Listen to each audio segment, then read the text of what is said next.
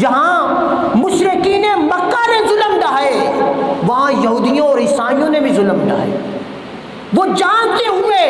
کہ جو نبی علیہ الصلوۃ والسلام آنے والے ہیں ان کی ساری علامتیں حضرت موسیٰ علیہ السلام نے بیان کر دی، حضرت عیسیٰ علیہ السلام نے بیان کر دی، اور وہ آخر تک نبی علیہ الصلوۃ والسلام کی ولادت تک اور ولادت کے بعد اعلان نبوت تک اس چیز کو تسلیم کرتے رہے کہ جو اوصاف رب نے بیان کیے ہیں وہ قریب آتے چلے جا رہے ہیں۔ مدینہ منورہ کے معمولات، مکہ معظمہ کے معمولات، موسم کا تغیر اور تبدل، چونکہ رب نے عیسیٰ علیہ السلام کو بیان کر کے بھیج دیا، رب نے موسیٰ علیہ السلام کو بیان کر کے بھیج دیا، اور یہودی لوگ، عیسائی لوگ وہ اس کو پہچانتے تھے، جانتے تھے،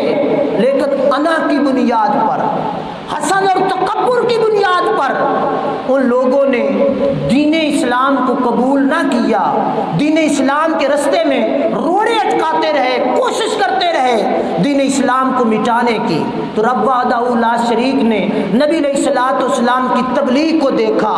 آپ کی واعظ و نصیحت کو دیکھا، تو رب تبارک و تعالیٰ نے فرمایا محبوب آپ نے اعلان نبوت کے بعد دین اسلام کی آبیاری کا، دین اسلام کو لوگوں تک پہنچانے کا حق ادا کر دیا ہے۔ اب آپ کیا کریں؟ فَإِنْ حَاجُّوكَ فَقُلْ أَسْلَمْتُ وَجْهِيَ لِلَّهِ وَمَنِ اتَّبَعَنِ وَقُلْ لِلَّذِينَ أُوتُوا الْكِتَابَ وَالْأُمِّيِّينَ أَسْلَمْتُمْ فَإِنْ أَسْلَمُوا